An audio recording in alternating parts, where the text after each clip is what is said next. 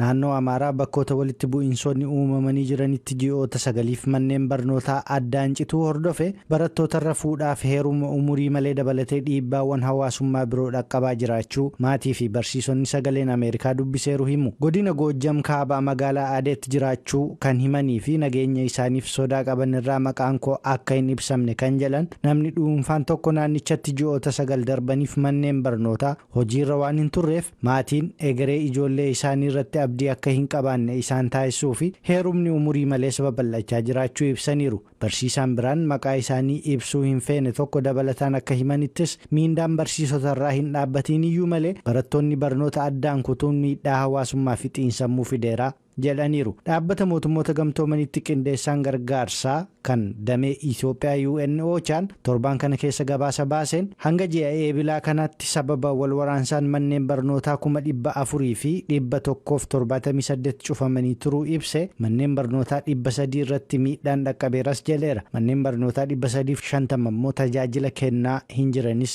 jechuun ibseera. Manneen barnootaa godinaalee Goojjam Bahaa, Goojjam Lixaa fi Gondar Kibbaatti dhibbeentaa 89 ta'an cufamanii jirus jedheera.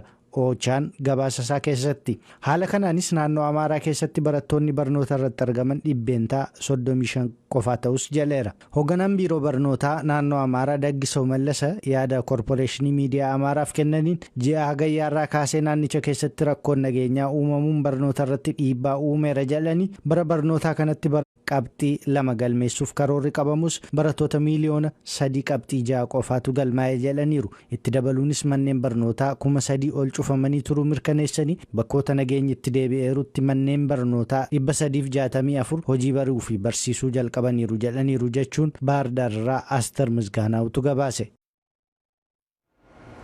Baatilee lamaan darban mindaan hin kaffalamin ture waan kaffalameef jecha barnoonni itti fufuusaa waldaan barsiistota naannoo kibba Itoophiyaa kan godina Walaayittaa beeksisee jira.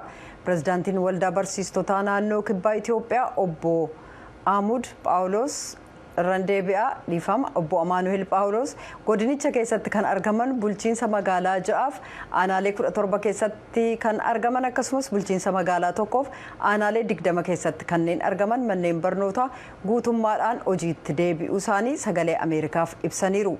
Barsiistonni mindaan isaanii ji'a 2 hanga tokko guutummaatti waan hin kaffalamneef hojii isaaniitti deebi'uu barsiisaan maqaan isaanii akka hin tuqamne gaafatan ibsanii jiran.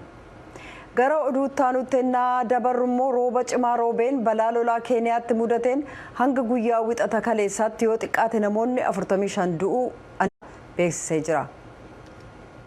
Rooba cimaa roobeen Keeniyaa kaawuntii Naakuruutti balaan lolaa mudachuun hidhaan bishaanii kaawuntii sana keessaa guutuunii fi cabuu isaatiin yoo xiqqaate lubbuun namoota 45 darbeera. Gareen baraarsitoota akka beeksisanitti immoo ammayyuu namoonni dhabaman waan jiraniif barbaachuun itti fufee jira jedhaniiru. Meerii Miwaangii kan balaa kanarraa hafteettu mucaakoo durbaa ishee dhumaa dugdatti baadhee bishaan nu fudhate. Mucaanko kun akkanan ishee hin gadhiisne na kadhachaa turte. Anis akka ishee hin gadhiisneen itti himaa ture. Akka carraa ta'e na jalaa duuteetti jette. Pirezidaantiin Keeniyaa Wiiliyaam Ruuto kibxata har'aa walgahii kaabinee ariifachiisaa taasisuun namoota wiixata kaleessaa balaa lolaa bishaaniin miidhaan irra ga'eef tarkaanfii deeggarsaa taasisuuf jiran ni ifoomsu. Akka gabaasa Rooyitersitti walakkeessa ji'a bitootessaarraa kaasee biyyoota Afrikaa bahaa keessatti rooba cimaa roobuun balaa lolaa mudateen kan wiixata kaleessaa Keeniyaatti uumame dabalatee namoonni 140 ol du'aniiru.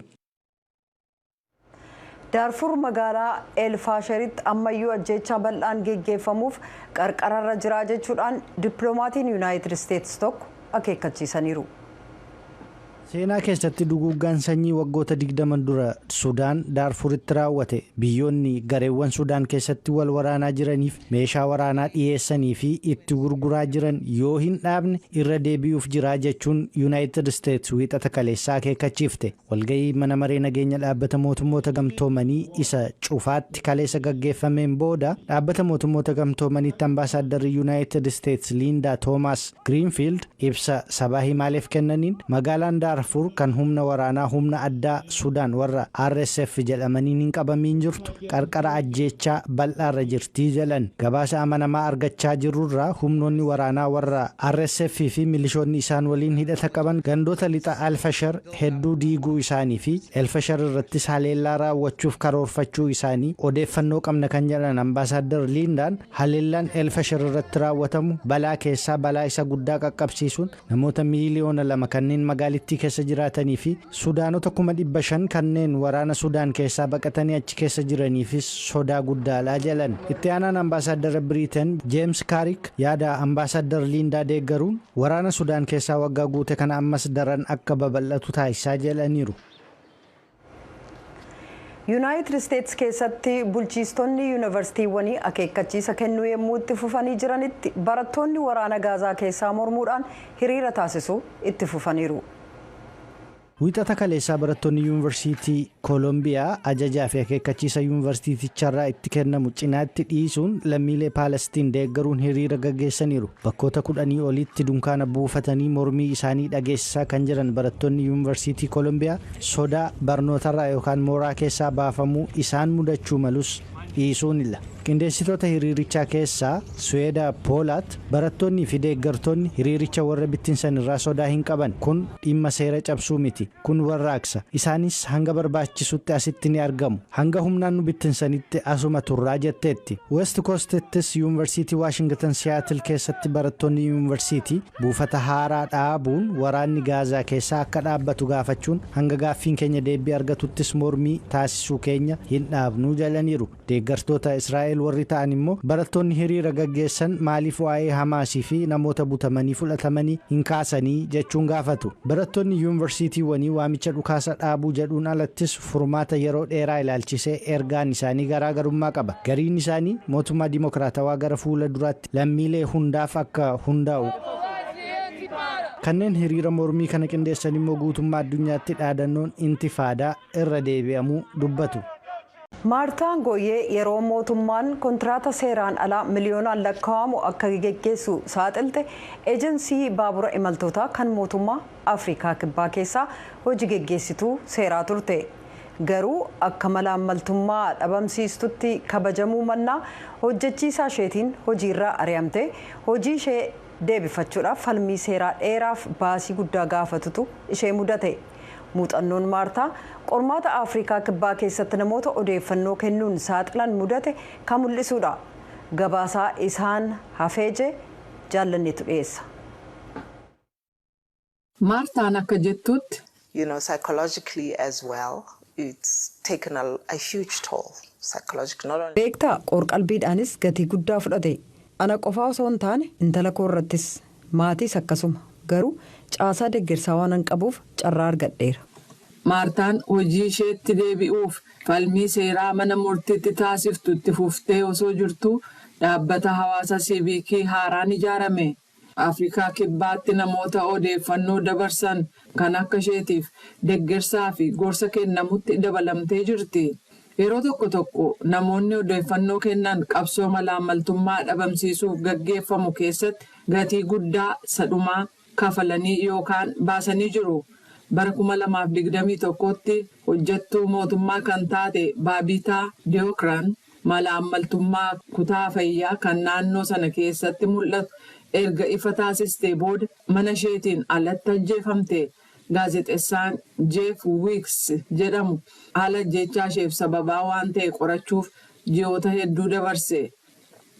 Returning home after dropping her daughter at school, and when she slowed to move her car into her driveway, another vehicle pulled up alongside her.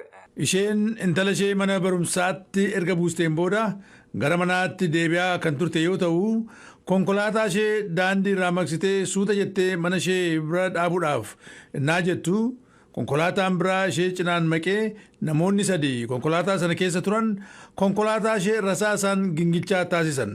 Isheenis yeroo 12 rasaasaan rukutamte. Wanti yeroo sana hin beeknee fi ji'oota hedduu booda kan hubannee jedha Jeef torban ajjeefamuu ishee dura turan keessatti akkaataa kaffaltii hin baramneen danqamtee hoogganoota isheef gabaasuu isheeti. qorannoon hatattamaa akka gaggeeffamuu fi kaffaltiin sun akka dhaabatu barbaadde.